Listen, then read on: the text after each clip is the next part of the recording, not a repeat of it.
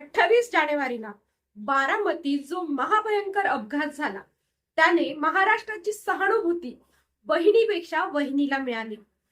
त्याच सहानुभूतीचा आणि वारशाचा आदर करत राज्यातल्या आणि देशातल्या नेतृत्वाने मोठ्या शिताफीने अजित पवार यांच्या मृत्यूच्या 4थ्याच दिवशी सुनेत्रा पवार यांना उपमुख्यमंत्रीपदाची शपथ घ्यायला लावली। भाजप आणि नेतृत्वाने एकाच दगडामध्ये अनेक पक्षी मारले। भाजपच्या राज्यातल्या नेतृत्वाला शरद पवार आणि टीम पेक्षा अजित पवारांची टीम सोबत ठेवणं जास्त सोपं आहे।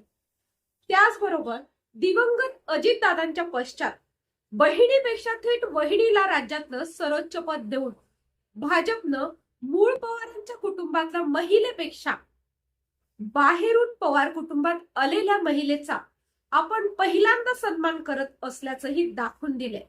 असे दोन गोष्टी असतात, मूळ पवार आणि बाहेरून आलेला पवार।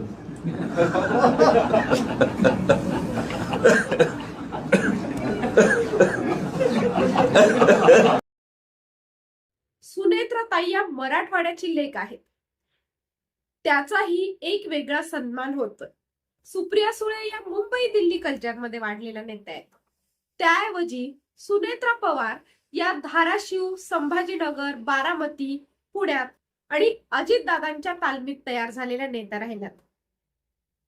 त्यांनी काटेवाडी तसेच बारामतीसाठी केलेल्या कामाची यादी देखील मोठी आहे।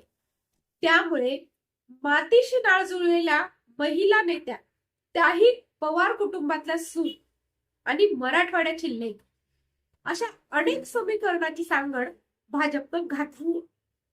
हे सगळं करताना थोरले पवार आपल्या जवळही येणार नाही याची यथोचित काळजी भाजपनं घेतली। सून आणि मुलगी यातल्या अंतराचा योग्य फायदा भाजपनं घेतला।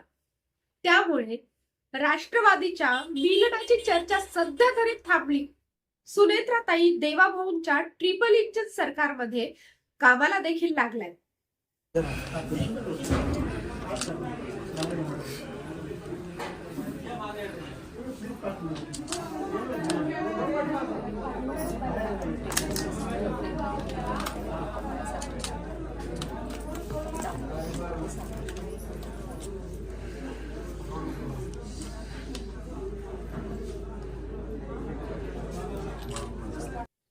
नमस्कार, मी अंजली। टाइम टू टाइम मध्ये आपलं स्वागत।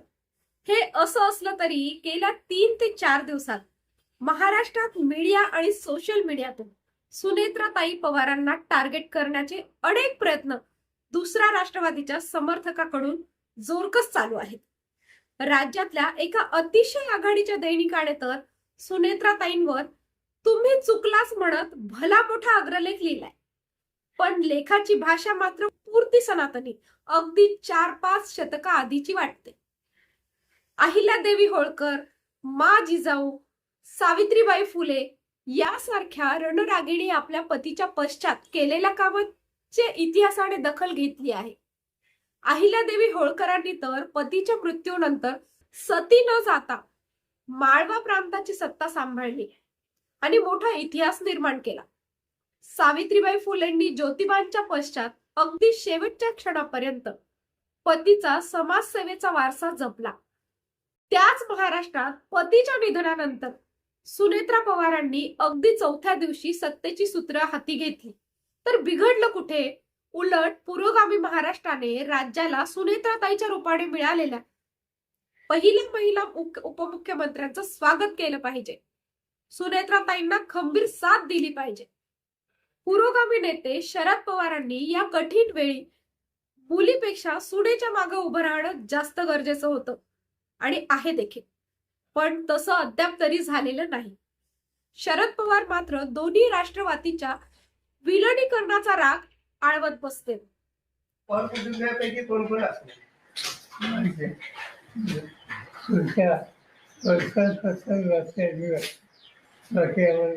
असे आपण उपस्थित राहणार अशी बातम्या आहेत।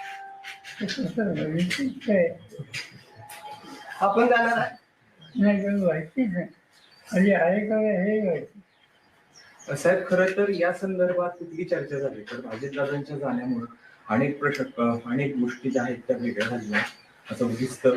त्या संदर्भात कुठची चर्चा झाली का तुमची आणि इतर राष्ट्रवादीशी या संदर्भात शपथविधी होते किंवा कुटुंब मनाची होते? कोणाशी नाही. नरेश अरोरा काल आलते, सुप्रियाताई बी त्या राष्ट्रवादी अजित पवारांचा दुसरा गट दोन्ही राष्ट्रवादीच्या मनोमिलनाची वाट फेटाळत असताना आता मुख्यमंत्री देवेंद्र फडणवीसांनी दुसऱ्या गटाची तळी उचलली.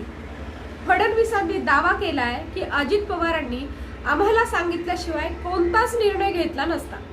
दादा मला सगळं सांगत होते. मुख्यमंत्र्यांनी काल यावर बोलताना शरद पवारांच्या पक्षाला एनडीए मध्ये घेण्याला किंवा दोन्ही पक्षांच्या विलिनीकरणाला अप्रत्यक्ष विरोधच केलाय. मी दोनच गोष्टी याच्यात सांगेन. खरं म्हणजे आता हे सगळं बोलायची वेळ नाही, पण दोनच गोष्टी सांगेन की समजा अजित पवार साहेब हे अशा प्रकारचं कुठल्याही एकत्रीकरणाची चर्चा जर करत होते तर ते कुठलीही चर्चा भाजपशी चर्चा केल्याशिवाय करतील का? त्यामुळे ते जर चर्चा करत असतील तर त्यांनी भाजपशी चर्चा केली असेल, ते करत नसतील तर वेगळी गोष्ट आहे. त्यामुळे मला असं वाटतं की पहिल्यांदा तर हे लक्षात घेतलं पाहिजे. पुन्हा एकदा सांगतो, चर्चा करायची नाही करायची, विलिनीकरण करायचं, सर्वस्वी 100% राष्ट्रवादी काँग्रेस पक्षाचं डोमेन आहे. हा आमची अपेक्षा एवढी असेल, कुठलाही निर्णय घेण्याच्या आधी त्यांनी आमच्याशी चर्चा एकदा करावी आणि ते करतातच आणि ते पुढेही करतील. त्यामुळे याही संदर्भात दुसरं, समजा अजित पवार साहेब अशा प्रकारच्या चर्चा करत होते तर ती चर्चा ते एनडीएतनं बाहेर पडण्याकरता करत होते का? ते का सरकारमधनं बाहेर पडणार होते का?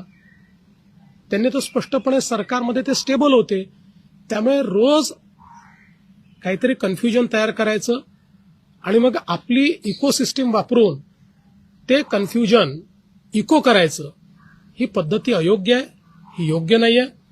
बघा, असं आहे, आत्ताच्या परिस्थितीत आम्हालाही राजकारण करायचं नाही, नाहीतर मी अनेक गोष्टी सांगू शकतो. काय घडलंय, काय घडतंय, मला सगळं दिसतंय. मी सगळ्या गोष्टींचा साक्षीदार आहे.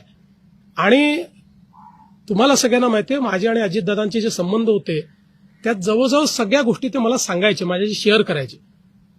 त्यांचा दुर्दैवी मृत्यू झाला त्याच्या आदल्या दिवशी जवळपास 1 तासभर आम्ही दोघं गप्पा मारत बसलो होतो. त्यामुळे मला असं वाटतं की या बाबतीत शेवटी खालच्या स्तराचं राजकारण करणं योग्य नाही. त्यांच्या पक्षाने निर्णय घेतला. एक लक्षात ठेवा की आज 2 वेगवेगळे पक्ष झालेले आहेत. शरद पवार साहेबांचा पक्ष आहे, अजित पवार साहेबांचा पक्ष आहे. आता अजित पवार साहेबांच्या पक्षाने हा निर्णय घेतला की आमचं नेतृत्व हे सुनेत्राताईंनी करावं आणि त्यांनी हा निर्णय घेतला की सुनेत्राताईंनी नेतृत्व करण्याकरता शपथविधी करावा. त्यांनी सुनेत्राताईंना सांगितलं, सुनेत्राताईंनी त्या ठिकाणी तो शपथविधी केला. त्यामुळे हा निर्णय सर्वस्वी राष्ट्रवादी काँग्रेस पक्षाचा आहे. आमची पहिल्या दिवशीपासून एक भूमिका आहे की आमचे साथीदार कोण आहेत, तर राष्ट्रवादी काँग्रेस पक्ष, अजित पवार यांच्या नेतृत्वातला राष्ट्रवादी काँग्रेस पक्ष. त्यामुळे आमच्या साथीदारांनी जो निर्णय घेतला त्या निर्णयाच्या पाठीशी उभं राहणं ही आमची जबाबदारी आहे. ती जबाबदारी आम्ही कालही केली, आज. आज नवनिर्वाचित उपमुख्यमंत्री सुनेत्रा पवार यांनी कराड इथं जाऊन आपले वैचारिक आदर्श यशवंतराव चव्हाण यांच्या समाधीवर जाऊन आदरांजली वाहत आपल्या कामाला सुरुवात केली. या सर्व घडामोडीत या घडीला तरी शरद पवारांच्या राष्ट्रवादीच्या हाती काहीच लागलेलं दिसत नाही. पवार कुटुंबामधील विसंवाद उभ्या महाराष्ट्राने पाहिलाय. काल रात्री उद्योगपती गौतम अदानी यांनी मुंबईत शरद पवार यांचं सांत्वन केले. शरद पवार हे मतब्बर राजकारणी आहेत. त्यांना हवं ते मुंबईतून नाही घडलं तर ते दिल्लीतून करून घेतील असं राज्यात बोललं जातं. पण यातून पुन्हा एकदा सुनेत्रा पवार यांच्यावर अन्याय होईल अशीच भावना तयार होणार आहे.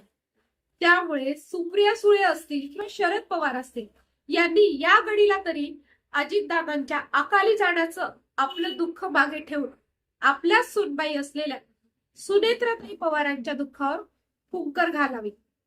त्यांना मिळालेल्या उपमुख्यमंत्री पदाच्या संधीचा सन्मान राखत त्यांच्या पाठीशी उभं राहावं. खरे पवार आणि बाहेरचे पवार असं वागू नये, हेच सर्वसामान्य मराठी मनाला वाटते. तुर्तास इथंच थांबूया. धन्यवाद. पाहत राहा टाइम टू टाइम.